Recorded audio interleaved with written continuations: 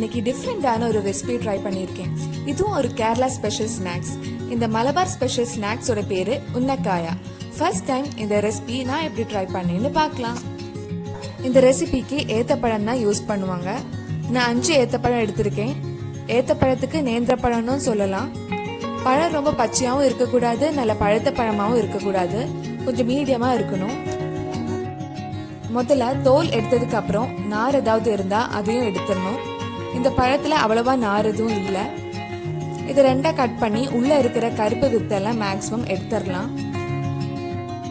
இதெல்லாம் எடுத்ததுக்கு அப்புறம் வேக வைக்க போறோம். வேக வச்சதுக்கு அப்புறமும் இந்த கருப்பு வித்தெல்லாம் எடுக்கலாம். ஆனா அது கொஞ்சம் கஷ்டமா இருக்கும். இந்த ரெசிபிக்கு பழம் கொஞ்சம் சூடா இருக்கும் போதே மசிக்கணும். சூடா இருக்கும்போது கருப்பு வித்தை எடுக்கிறதுக்கு கொஞ்சம் கஷ்டமா இருக்கும். வேக வைக்கிற முன்னாடி எடுக்கிறது தான் இன்னும் கொஞ்சம் ஈஸியா இருக்கும்னு நினைக்கிறேன்.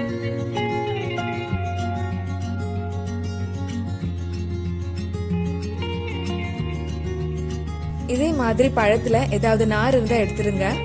சில பழத்துல நிறைய நார் இருக்கும். நான் வாங்கின பழத்துல அந்த அளவுக்கு நார் எதுவும் இல்லை. எல்லா பழமும் கட் பண்ணி முடிச்சாச்சு. இது இனி ஒரு இட்லி தட்டுல வேக வைக்க போறேன். ரொம்ப நேரம் வேக வைக்கணும்னு அவசியம் இல்லை. 2 நிமிஷம் வேக வச்சா போதும்.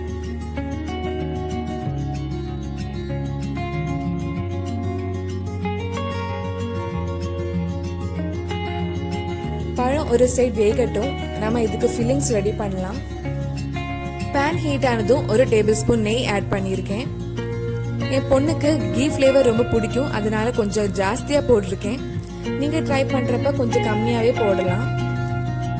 கொஞ்சம் கேஷ்நட்ஸ் ஆட் பண்ணியிருக்கேன். நீங்க வேணா கேஷ்நட்ஸ் கூட வேற ஏதாவது நட்ஸ், முந்திரி பழம் ஏதாவது ஆட் பண்ணிக்கோங்க. இதுக்கு முன்னாடி நான் 2 மலபார் ஸ்பெஷல் ரெசிபி வீடியோ போட்டிருந்தேன், எலாஞ்சியும் கிளிக்கோடும். அது நீங்க இன்னும் பார்க்கலனா லிங்க் கீழே டிஸ்கிரிப்ஷன்ல இருக்கும். ஸோ மறக்காம அந்த வீடியோ போய் பாருங்க. கேஷ்நட்ஸ் கொஞ்சம் ப்ரௌன் கலர் வந்ததுக்கு அப்புறம் அதை மாத்தி வச்சுட்டு அதே பேன்ல 1 கப் தேங்காய் ஆட் பண்ணியிருக்கேன். தேங்காய் கூட 1/2 கப் சுகர் ஆட் பண்றேன். சுகருக்கு பதிலாக நீங்க நாட்டு சர்க்கரை கூட யூஸ் பண்ணிக்கலாம். பழத்திலையும் கொஞ்சம் இனிப்பு இருக்கும். உங்களுக்கு ரொம்ப இனிப்பு வேண்டானா உங்களுக்கு ஏத்த மாதிரி கம்மி பண்ணிக்கோங்க. சுகர் கொஞ்சம் மெல்ட் ஆகிறதுக்கு 2 டேபிள் ஸ்பூன் தண்ணி ஆட் பண்றேன். நான் என் எலாஞ்சி ரெசிபியில பண்ண அதே ஃபீலிங்ஸ் தான் இதுலயும் பண்றேன். என் அந்த வீடியோ பார்த்தவங்களுக்கு அது தெரிஞ்சிருக்கும். சுகர் மெல்ட் ஆகி தேங்காய் திக்கானதுக்கு அப்புறம் 1/4 டேபிள் ஸ்பூன் ஏலக்காய் பொடியும் நம்ம ஃபர்ஸ்ட் வறுத்து வச்சிருந்த கேஷ்நட்ஸும் ஆட் பண்ணலாம். இப்போ நம்ம ஃபில்லிங்ஸ் ரெடி ஆயிடுச்சு.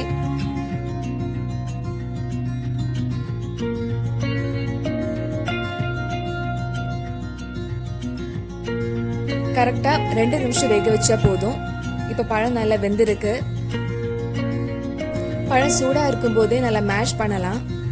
சூடா இருக்கும் போது அந்த கருப்பு வித்தெல்லாம் எடுக்க கஷ்டமா இருக்கும். அதான் நம்ம ஃபர்ஸ்டே எடுத்துட்டோம். நம்ம மேஷ் பண்ணி வச்சிருந்த பழம் கொஞ்சம் ஆறுனதுக்கு அப்புறம் நல்ல மாவு மாதிரி பிசைஞ்சு எடுக்கலாம். மோஸ்ட்லி என் குட்டீஸ்க்கு ஏத்த பழம் வேக வச்சு நெய்ல மிக்ஸ் பண்ணி தான் கொடுப்பேன்.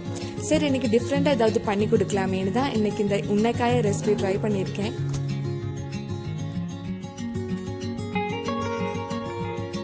பழம் பிசையும் போது கையில ரொம்ப ஒட்டிச்சுன்னா கொஞ்சம் தேங்காய் எண்ணெய் கையில தடவிக்கோங்க.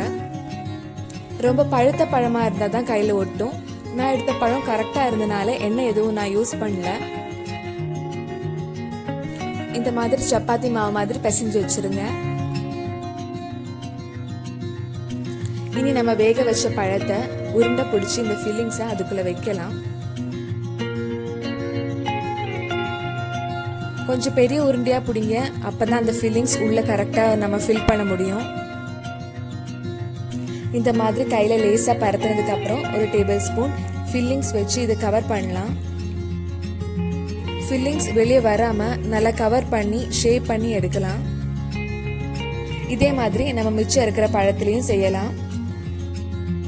நான் இதுக்கு முன்னாடி கடையில தான் உன்னக்காயை வாங்கி சாப்பிட்ருக்கேன்.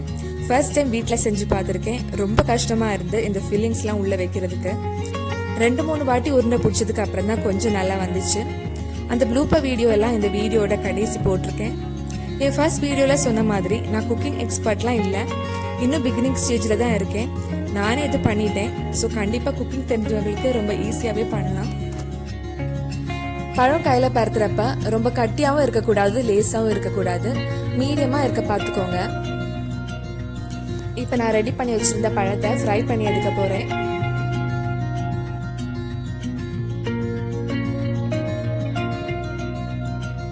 எண்ணெய் நல்லா சூடானதும் ஃப்ரை பண்ணி எடுக்கலாம். ஃப்ரை பண்ண ரொம்ப டைம் எடுக்காது. நம்ம பழம் ஏற்கனவே வேக வச்சனால கொஞ்சம் ப்ரௌன் கலர் வந்ததும் எடுத்துடலாம். கொஞ்சம் திருப்பி போட்டுட்டே இருந்தா எல்லா சைட்லயும் ஒரே கலர் கிடைக்கும். நம்ம பழுத்த பழமா எடுத்திருந்தா ஃப்ரை பண்றப்ப அடியில ஒட்டிக்கும். மீடியம் பழமா எடுத்தனால கரெக்டா ப்ரௌன் கலர்ல ஃப்ரை ஆகி வந்திருக்கு. இதே மாதிரி நம்ம ரெடி பண்ணி வச்சதையும் ஃப்ரை பண்ணி எடுக்கலாம்.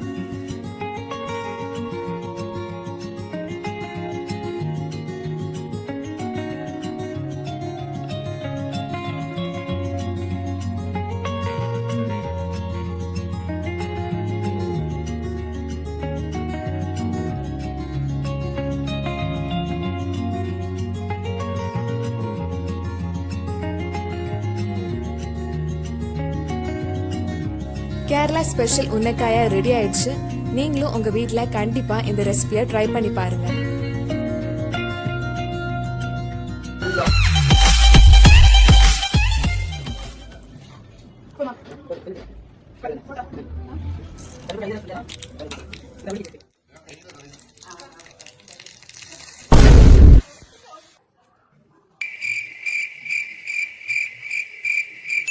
நல்ல காயா இருக்கு.